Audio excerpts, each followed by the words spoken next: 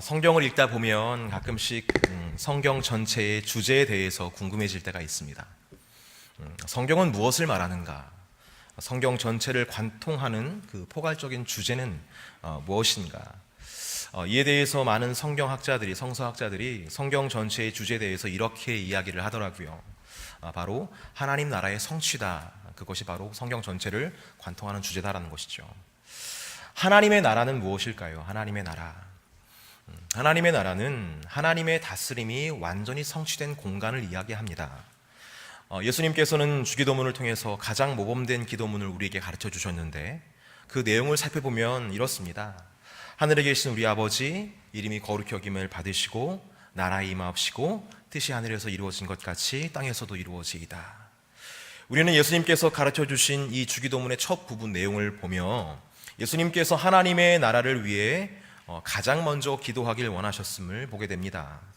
즉 하나님의 나라는 하나님의 이름이 거룩히 여김 받는 곳에서 하나님께서 왕으로 임하실 준비가 된 공간을 말한다라는 것이죠. 그래서 그 자리에 하나님께서 왕으로 임하시고 그분의 백성들 가운데 하나님의 뜻이 하나씩 이루어지는 공간이 바로 하나님의 나라다라는 것을 이 주기도문을 통해서 우리가 힌트를 얻을 수 있다는 것입니다. 그래서 예수님께서는 이 하나님의 나라가 저 하늘에만 있는 것이 아니라 이 땅에서도 이루어지기를 소망하셨기에 우리에게 주기도문을 가르쳐 주셨고 이것이야말로 최고의 모범된 기도다. 즉 하나님의 나라를 가장 먼저 구하는 기도가 가장 모범된 기도다라고 우리에게 교훈하셨던 것입니다. 사랑하는 성도 여러분, 우리들이 하나님께서 주되심을 고백하고 그분의 다스림을 구하게 되면 반드시 그 자리에 주님께서 임하셔서 주님의 나라를 이루어질 줄 믿습니다. 가정이 잘 되고 직장이 잘 되고 자녀가 잘 되기를 기도하기보다 그곳이 주님의 나라가 되도록 기도하시기를 예수님의 이름으로 축복합니다. 그 사람이 하나님의 성전 되시기를 위해서 기도하시기를 예수님의 이름으로 축복합니다. 그런데 사실 이 하나님의 나라, 주님의 나라가 우리의 삶 안에서 이루어지기를 소망하는 것은요, 어찌 보면 하나님을 믿는 사람으로서, 성도로서 너무나 당연한 것입니다. 그렇지 않습니까? 하나님의 나라가 임하기를 소망하시지 않습니까? 하나님의 나라가 임한다면, 하나님의 뜻이 이루어진다면 어둠의 나라, 사탄의 나라, 자아의 나라는 사라지게 되어 이제까지 우리를 괴롭히고 고통스럽게 했던 모든 것들이 다 사라지는 것인데, 하나님의 다스림 안에서 이것을 기다리지 않는, 이것을 소망하지 않는 사람이 어디에 있겠습니까? 성도라면, 하나님 믿는 사람이라면 이 하나님의 나라를 기다릴 수밖에 없는 것이죠. 그런데 문제는 하나님의 나라가 언제 임하냐는 것입니다. 이 하나님의 나라가 어디에 임하냐는 것입니다. 오늘 우리가 읽은 본문 누가복음 18장 이전에는 이 하나님의 나라가 시작되는 때에 대한 예수님의 말씀이 등장하는 것을 볼 수 있어요. 우리 모두가 기다리는 하나님의 나라 도대체 언제 임하는 것입니까? 그것을 물어봤더니 예수님께서 이렇게 대답하시는 거예요. 간단하게 말씀하세요. 언제 임하냐고? 갑자기 임한다. 언제 임한다고요? 갑자기 임한다. 물론 성경의 다른 부분에는 하나님의 나라가 이루어질 때의 어떤 전조 현상에 대해서 밝히고 있기는 합니다. 하지만 여러분, 그 전조 현상을 너무 의존해서는 안 됩니다. 예수님 당시부터 지금까지, 그때부터 지금까지 그 전조 현상들은 계속해서 있어 왔어요. 인류의 역사 속에서 여러분 생각해 보십시오. 전쟁과 기근, 환경과 자연재해의 문제가 안 일어났던 적이 있습니까? 그런 문제가 일어나면 하나님이 임하시는 거예요? 사람들이 강팍해지고 돈을 사랑하며 사랑이 식어져 갔던 그것이 어제 오늘의 일입니까? 이런 전조 현상을 보면서 사람들이 이야기를 한다는 거예요. 예수님은 이때 임한다, 저때 임한다. 예수님은 이곳에 임한다, 저곳에 임한다. 하지만 누가복음 17장을 통해서 예수님께서 말씀하시는 바를 살펴보면 그런 것에 현혹되지 말 것을 당부하는 말씀을 보게 돼요. 우리 누가복음 17장 21절과 23절과 24절 말씀을 화면을 통해서 한번 보도록 하겠습니다. 같이 읽겠습니다. 시작. 또 여기 있다 저기 있다고도 못하리니 하나님의 나라는 너희 안에 있느니라. 사람이 너희에게 말하되 보라 저기 있다 보라 여기 있다 하리라. 그러나 너희는 가지도 말고 따르지도 말라.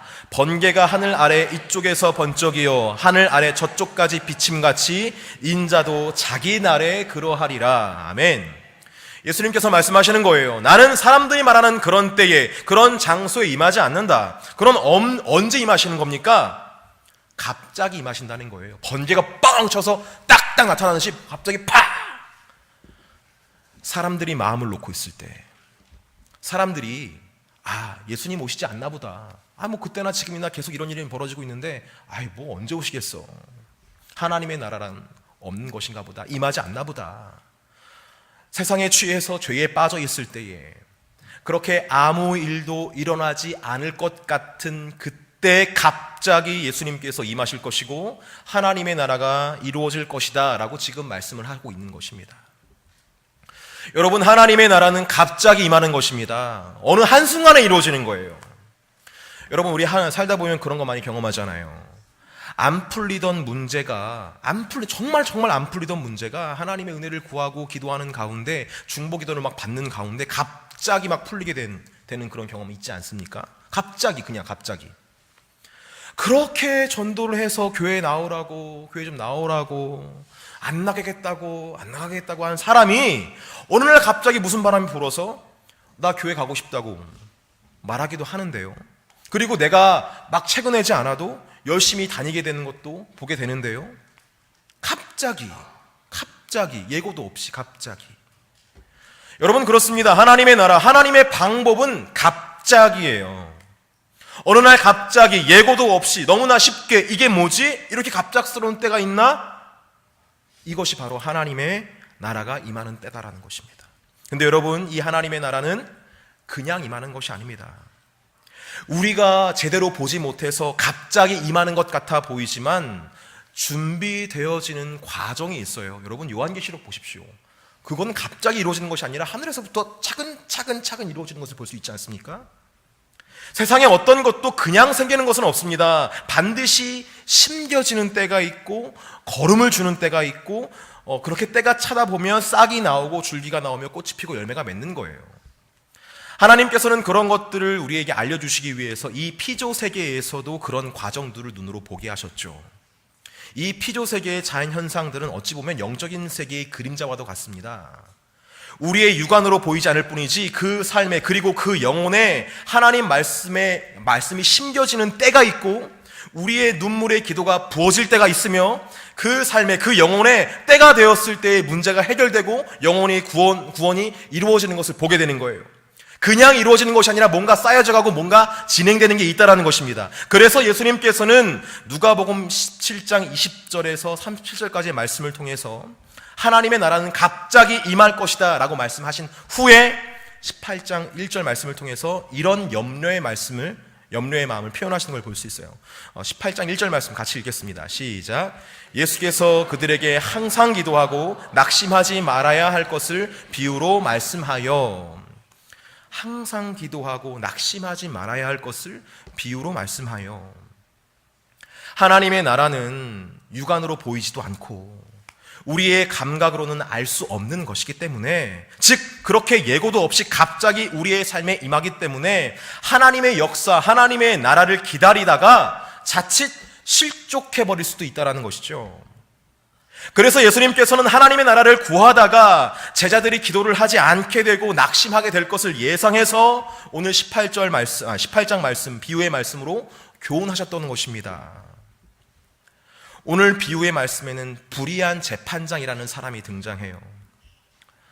저는 이 불의한 재판장이 등장한 이유에 대해서 먼저 생각을 해봤습니다.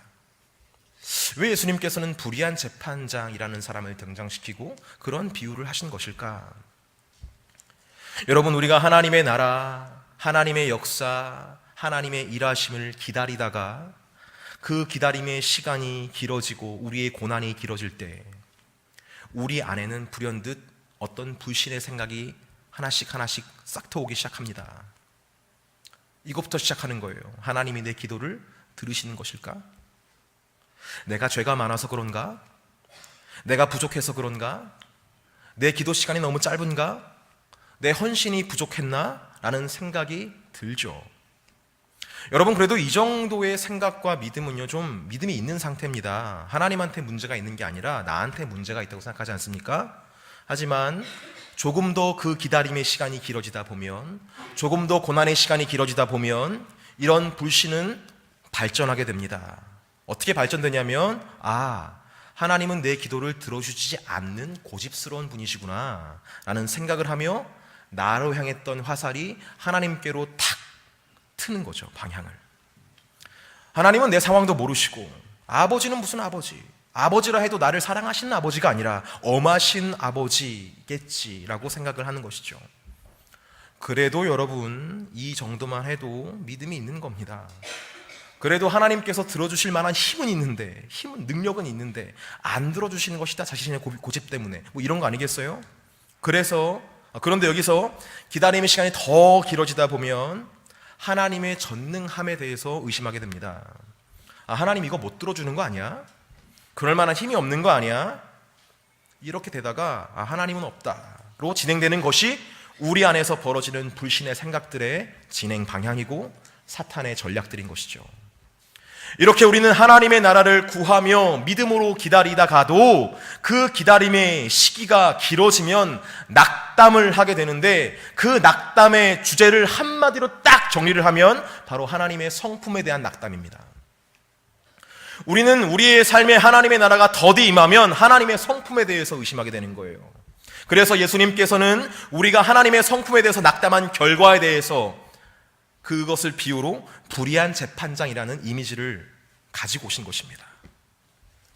불의한 재판장은 어떤 사람이었나요? 오늘 본문에서 그 성품이 나타납니다. 18장 2절 말씀 같이 읽어보겠습니다. 시작. 이르시되 어떤 도시에 하나님을 두려워하지 않고 사람을 무시하는 재판장이 있는데, 이 불의한 재판장은 두 가지 성품이 있었습니다. 첫 번째는 하나님을 두려워하지 않는 성품이었고, 두 번째는 사람을 무시하는 성품이었어요. 기다림의 시간이 길어지다 보면 우리는 정말 하나님을 불의한 재판장과 같은 이미지로 생각을 해버릴 때가 있습니다. 오늘 본문의 불의한 재판장이 하나님을 두려워하지 않고 사람을 무시하는 성품을 소유한 것처럼 우리는 하나님을 성경에 그려진 전능하신 하나님과 전혀 상관없어 보이는 그런 하나님으로 치부해버릴 때가 있고, 우리의 일에는 관심조차 없으시고 오직 자기 할 일만 하시는 하나님으로 생각해버릴 때가 있습니다.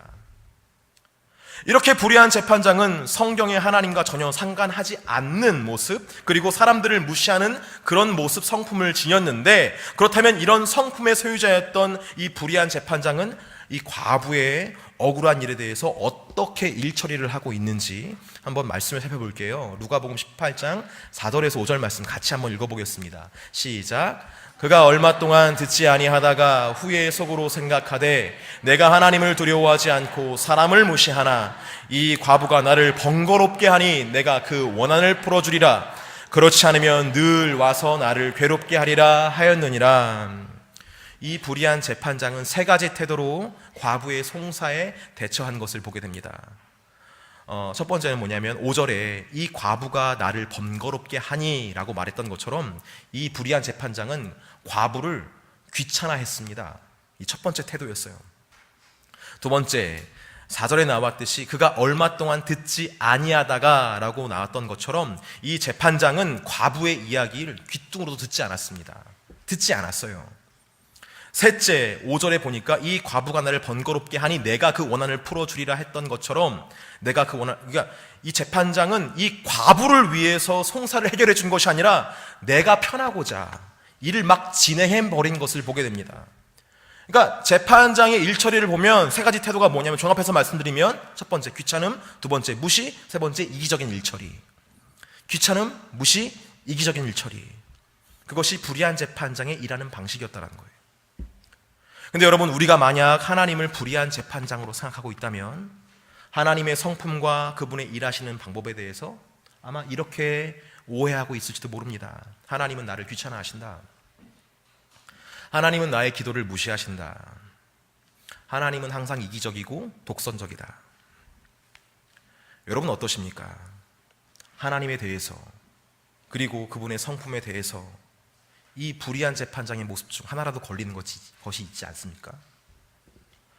아무리 그 기다림의 시간이 길고 어려운 일을 당한다 해도, 그래서 하나님에 대해서 불의한 재판장의 이미지로 여러분 생각하고 있다 해도, 여러분 기억하십시오. 우리가 이 시간 놓치지 말아야 할 한 가지가 있습니다. 그것은 내가 그분을 귀찮게 하면, 그렇게 끈질기게 매달리면 불의한 재판장 같은 하나님이라도 내 기도를 들어주실 것이다 라는 우리의 몸부림이 필요하다라는 거예요. 저는 이 몸부림을 이렇게 표현하고 싶어요. 벼랑 끝에서의 마지막 믿음이다 라고 이야기를 하고 싶습니다. 상황이 너무 어렵다 보면, 또 그 시간이 너무 길어지다 보면 우리는 하나님을 오해할 수 있어요. 그것이 바로 우리가 가지고 있는 연약함입니다. 하지만 그때 우리가 발휘해야 할 마지막 믿음이라는 게 있다는 거예요. 그것은 내가 하나님을 귀찮게 해서라도 해결을 받아야 되겠다라는 간절한 몸부림이 우리에게 필요하다는 것입니다. 물론 여러분, 이것은 전적으로 하나님을 오해한 데에서 벌어진 우리의 잘못된 이해에서 시작된 것이죠. 잘못된 태도입니다. 잘못된 신앙입니다. 하지만 그렇게 해서라도 우리는 끈질기게 하나님께 매달려야 하고 우리의 상황을 하나님께 올려야 한다는 거예요. 그런 벼랑 끝에서의 마지막 믿음, 그 몸부림이 우리 안에 있어야, 그게 있어야 그나마 가능성이 있다는 것을 예수님께서 말씀하시는 거예요. 마지막 때는 이 믿음조차 볼 수 없을 것이다 라고 염려하는 예수님 말씀을 오늘 말씀을 통해서 들을 수가 있습니다. 여러분, 만약에 여러분 이 믿음마저 없다면, 이 잘못된 믿음마저 없다면 그 다음 차례가 뭐겠습니까? 그 다음 차례는 하나님이 없다고 생각하게 될 것입니다.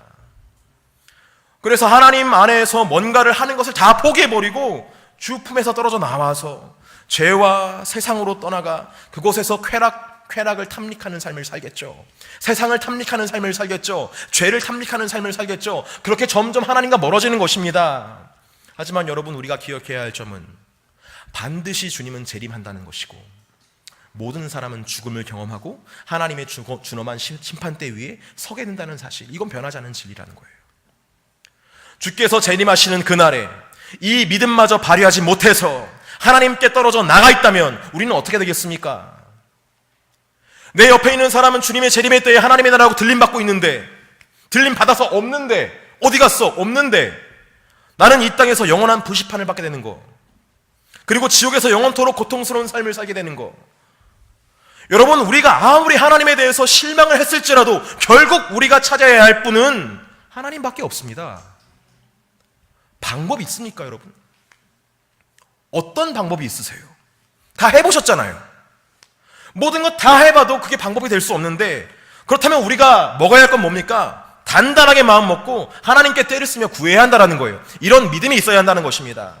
하나님이 불의한 재판장이든 하나님이 어떤 못된 존재로 느껴지건 그런 거 신경 쓰지 않고 간절히 매달려야 한다는 것이 바로 예수님의 말씀이에요.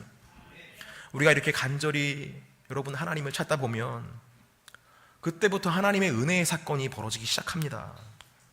어떤 은혜가 벌어지냐면, 하나님께서는 자신의 진짜 모습을 우리에게 보여주시는 은혜를 베풀기 시작하세요. 시련의 연속된 상황 속에서 간절한 마음을 가지고 하나님 앞에 나아가서 주님의 은혜를 구하다 보면 모든 문제 해결됨에 앞서서 내 영혼이 잘됨 같이 범사가 잘되고 강건하기를 소망한다, 이 순서에처럼 이제까지 우리가 보지 못했던 하나님의 진면목을 그 자리에서부터 보게 된다는 것이죠. 여러분, 하나님은 정말 우리가 생각한 대로 불의한 재판장의 모습입니까? 불의한 재판장이세요, 하나님이? 정말 우리를 귀찮아하시고 우리의 기도를 무시하며 그렇게 독단적으로만 일하시는 그런 고집스러우신 하나님이십니까? 여러분, 제가 이 시간 말씀을 통해서 제가 만난 하나님을 여러분들께 좀 소개해드리고 싶습니다. 누가복음 18장에 등장하는 불의한 재판장은 고아와 과부와 나그네를 귀찮아하고 무시했던 그런 사람이었지만, 여러분, 제가 아는 하나님은 그런 분이 아니세요. 말씀에서 만난 하나님, 제가 제 삶에서 만난 하나님은 오히려 고아와 과부와 나그네들의 하나님이신 것을 저는 발견하게 됩니다. 신명기 10장 17절에서 18절까지의 말씀을 한번 같이 읽어보시면서 확인해 보겠습니다. 읽겠습니다. 시작. 너희의 하나님 여호와는 신 가운데 신이시며 주 가운데 주시오 크고 능하시며 두려우신 하나님이시라. 사람을 외모로 보지 아니하시며 뇌물을 받지 아니하시고 고아와 과부를 위하여 정의를 행하시며 나그네를 사랑하여 그에게 떡과 옷을 주시나니. 아멘. 만약 불의한 재판장이었다면요, 힘 있는 사람에게 약하고 돈 있는 사람에게는 후했을 것입니다. 하지만 하나님께서는 사람을 그런 외적인 것으로 판단하지 않으시고 약한 자들, 가난한 자들 편에서 정의롭게 판결하시는 정의로운 재판장의 모습이에요. 뿐만 아니라 그들이 살아갈 수 있도록 지속적으로 공급하시는 분이 바로 우리가 믿는 하나님이라는 것입니다. 말씀 한 구절 더 보겠습니다. 시편 146편 9절 말씀입니다. 같이 읽겠습니다. 시작. 여호와께서 나그네들을 보호하시며 고아와 과부를 붙드시고 악인들의 길은 굽게 하시는 도다. 우리 하나님께서는 약자들의 하나님이시고 그들이 살아갈 수 있는 모든 토대를 준비하시는 하나님, 그리고 필요한 것을 공급하시는 자비롭고 동시에 정의로운 하나님이십니다. 말씀에 나타나신 하나님의 모습을 기억하실 수 있기를 예수님의 이름으로 축복합니다. 누가복음의 불의한 재판장은 과부의 말을 귓등으로도 듣지 않는 모습이었지만 여러분, 사실 우리 하나님 아버지께서는, 제가 만난 하나님은 우리 가운데 은밀한 중에 계시며 우리가 모르는 중에 계시며 우리의 모든 상황을 아시는 하나님이라고 성경은 말하고 있고, 저는 그런 하나님 만났습니다. 시편 139편 1절에 4절 말씀, 우리 찬찬히 한번 읽어볼까요? 시편 139편 1절에 4절 말씀 읽겠습니다. 시작. 여호와여, 주께서 나를 살펴보셨으므로 나를 아시나이다. 주께서 내가 앉고 일어섬을 아시고 멀리서도 나의 생각을 밝히 아시오며 나의 모든 길과 내가 눕는 것을 살펴보셨으므로 나의 모든 행위를 익히 아시오니 여호와여, 내 혀의 말을 알지 못하시는 것이 하나도 없으시니이다. 여러분, 하나님께서는 왜 이렇게 우리의 모든 것을 아시는 것일까요?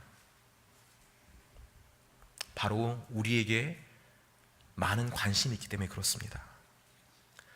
그분은 우리를 항상 사랑의 눈으로 바라보시며 우리의 모든 것들을 살피고 있으세요. 표정이 어떤지, 마음이 어떤지, 생각이 어떤지, 지금 어떤 길을 걸어가고 있는지, 어떤 상황에 처해 있는지 다 모든 것들을 일일이 살펴보고 계시다는 것이죠. 그리고 마태복음 6장 6절에서 8절 말씀 우리 같이 한번 읽어볼까요? 읽겠습니다. 시작. 너는 기도할 때에 내 골방에 들어가 문을 닫고 은밀한 중에 계신 내 아버지께 기도하라. 은밀한 중에 보시는 내 아버지께서 갚으시리라. 그러므로 그들을 본받지 말라. 구하기 전에 너희에게 있어야 할 것을 하나님 너희 아버지께서 아시느니라. 아멘. 하나님께서는 은밀한 중에 아무도 모르게, 나도 모르게, 옆에 있는 나도 모르게 나와 함께 하시는 하나님이시다라는 거예요. 우리는 때론 내가 혼자 있는 것 같아서 외로움을 느끼고 고독함을 느낍니다. 하지만 여러분, 우리는 혼자 있지 않아요. 하나님께서는 우리가 느끼지 못할 그 순간에도, 내가 혼자 있다라고 생각하는 그 순간에도 우리와 함께 하시며 우리의 모든 것들을 아시는, 이미 모든 것들을 아시는 사려 깊으신 하나님이십니다. 단지 좀 문제가 있다면 너무 숨기를 잘하신다는 것이지, 우리가 알아채지 못할 정도로 숨으실 때. 기다림이 시간이 길다 보면 하나님께서 우리의 기도를 안 들어주시고 나를 혼자 두시는 매정한 분으로 생각할 수가 있지만, 여러분, 성경에서 말씀하시는 하나님, 그리고 제가 만난 하나님은 그런 하나님이 아니셨어요. 우리의 모든 것을 관심 있게 보시고 우리에게 무엇이 있어야 할지 너무나 잘 아시는, 이미 다 아시는 사려 깊으신 하나님이셨습니다. 이 하나님을 기억하실 수 있는 저와 여러분 되기를 예수님의 이름으로 축복합니다. 마지막으로 누가복음 18장의 불의한 재판장은요, 오로지 내가 편하자고 이기적인 목표를 가지고 일을 처리해버리지만 우리의 하나님은 그러시지 않습니다. 우리 하나님은요, 자신의 독생자를 아낌없이 내어주시고 우리가 받을 모든 저주를 그 아들에게 덮어 씌우실 정도로 우리를 구원하기 위해서는 무엇인지 하시는 그런 사랑의 하나님이십니다. 로마서 5장 8절 말씀 같이 한번 읽어볼까요? 읽겠습니다. 시작. 우리가 아직 죄인 되었을 때에 그리스도께서 우리를 위하여 죽으심으로 하나님께서 우리에 대한 자기의 사랑을 확증하셨느니라. 아멘. 여러분, 하나님의 사랑을 우리가 어떻게 확인할 수 있습니까? 어떻게 확인할 수 있어요? 어떻게 확인들 하십니까? 많은 사람들은 우리 마음 가운데 어떤 평안함이 있고 기쁨이 있으면 하나님께서 나를 지금 사랑하신다라고 생각을 해요. 아니면 나에게 좋은 일이 있고 좀 이렇게 막 해피한 일이 있어야지만 하나님이 나를 사랑하신다고 생각을 합니다. 하지만 나에게 안 좋은 일이 있고 어떤 문제가 생기거나 또 내 마음에 불안함이 생기면 하나님이 나를 미워하셔서 생긴 결과라고 생각을 해요. 근데 여러분, 참된 성도는요, 나의 감정이나 상황으로 하나님의 사랑을 재지 않습니다. 그걸로 판단하지 않아요. 확실한 증거인 십자가를 통해 하나님의 사랑을 확인하는 게 진짜 성도입니다. 말씀에 나타난 그 말씀을 통해 하나님을 사랑하는 게 진짜 성도라는 거예요. 여러분, 하나님이 우리를 얼마나 사랑하십니까? 자신의 아들을 내어주실 정도로 우리를 사랑하십니다. 십자가 사건은 하나님의 사랑을 확인할 수 있는 가장 좋은 기억의 매개물이에요. 그래서 우리는 하나님의 사랑이 의심될 때마다 무엇을 바라보는 겁니까? 십자가를 바라보는 거예요. 저기에서 무슨 일이 벌어졌길래 나의 사랑을 확장하시려고 아들을 내어주신 하나님의 사랑이 저기에 있기 때문에 우리는 십자가를 바라보는 것입니다. 말씀 한 구절 더 볼게요. 베드로전서 2장 24절 말씀 같이 읽겠습니다. 시작. 친히 나무에 달려 그 몸으로 우리 죄를 담당하셨으니 이는 우리로 죄에 대하여 죽고 의에 대하여 살게 하려 하심이라. 그가 채찍에 맞음으로 너희는 나음을 얻었나니. 아멘. 나무에 달린 자마다 하나님께 저주를 받은 자라고 신명기 말씀에 증거되어 있어요. 하지만 예수님께서는 친히 나무에 달리셔서 나 하나님께 저주를 받았습니다를 만천하에 공포하셨습니다. 왜 그러셨을까요? 왜 그러셨을까요? 우리를 사랑하사 우리가 받을 모든 저주를 대신 받으시기 위해서 십자가에 자기가 원해서 달리신 거예요. 그런 식으로 자신의 사랑을 우리에게 보여주신 것입니다. 내가 너희들을 위해서 내가 모든 저주를 담당했다라는 것을. 이런 것들을 생각하면서 기억해내면서 곰곰이 생각해 봤습니다. 우리는 왜 이렇게 하나님을 불의한 재판장으로 생각할 수밖에 없는 것일까? 어디에서부터 그 오해가 시작된 것일까? 잘 생각해 보니까 그렇더라고요. 우리는 우리 눈에 보이는 현상만 가지고 상황을 판단합니다. 지금 내 앞에 일어나는 현상만 보며 그 현상에 묶여있기 때문에 하나님을 오해할 수밖에 없는 거예요. 여러분, 내 눈에 보이는 것으로만 상황을 판단하려고 하면요, 당연히 우리는 하나님을 불의한 재판장으로밖에 생각할 수 없습니다. 여러분, 우리의 관점이란 것을 한번 보세요. 우리의 관점, 우리가 가지고 있는 어떤 사고방식, 어떤 관점, 이거 어디서 배운 거예요? 여러분, 이건 세상에서 배운 관점입니다. 여러분, 우리가 생각하는 이 사고방식과 이 어떤 세계를 바라보는 툴, 이거 예수님, 내 안에 계신 예수님으로부터 시작된 것입니까? 아니면 성경에서부터 시작된 관점이에요? 우리가 어떤 현상을 보고 파악하고 분석하고 해석하는 것은 전적으로 다 세상에서 배운 경험을 토대로, 거기에서 얻은 지식을 토대로, 정보를 토대로 다 분석하고 판단하는 것을 볼 수 있어요. 하나님으로부터 시작된 것이 아니라 세상에서 배운 것들을 가지고 이 현상을 보니까 보이는 것은 다 세상을 통해서 얻어진 지식을 통해서 보는 것이니까 하나님은 볼 수가 없는 거예요. 내 안에 계신 하나님, 예수님, 성령님을 통해서 그걸 봐야 거기에서 하나님의 어떤 그 모습을 볼 텐데, 말씀을 통해서 배워진, 말씀을 통해서 들어온 그 관점을 통해서 세상을 봐야 거기에서 하나님께서 역사하신 것을 보게 될 텐데, 이건 뭐 세상에서 보고 배운 대로 계속 보고 판단하고 분별하니까 하나님의 것은 볼 수가 없는 거예요. 여러분, 상황을 바라보시되, 상황을 해석하시되, 세상적인 방법, 조급함의 시선, 불신의 시선으로 그것을 판단하려고 하지 마시고 믿음의 눈으로, 말씀의 눈으로, 영적인 눈으로 바라보실 수 있는 저와 여러분 되기를 예수님의 이름으로 축복합니다. 이런 말씀 한 구절 읽고 설교를 마치겠습니다. 시편 126편 말씀 우리 좀 같이 읽었으면 좋겠어요. 시편 126편 말씀 저기 있습니다. 우리 한 절씩 같이 읽어볼게요. 읽겠습니다. 시작. 여호와께서 시온의 포로를 돌려보내실 때에 우리는 꿈꾼 것 같았도다. 그때 우리 입에는 웃음이 가득하고 우리 혀에는 찬양이 찼었도다. 그때 문나라 가운데에서 말하기를 여호와께서 그들을 위하여 큰일을 행하셨다 하였도다. 여호와께서 우리를 위하여 큰일을 행하셨으니 우리는 기쁘도다. 여호와여, 우리의 포로를 남방 시내들같이 돌려보내소서. 눈물을 흘리며 씨를 뿌리는 자는 기쁨으로 거두리로다. 울며 씨를 뿌리러 나가는 자는 반드시 기쁨으로 그 곡식단을 가지고 돌아오리로다. 아멘.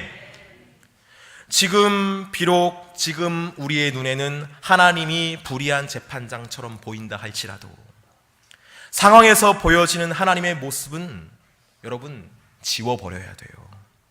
그리고 그 하나님이 아니라 말씀을 통해서 계시된 모습으로 믿음의 눈으로 하나님을 볼 수 있는 저와 여러분 되기를 간절히 소망합니다.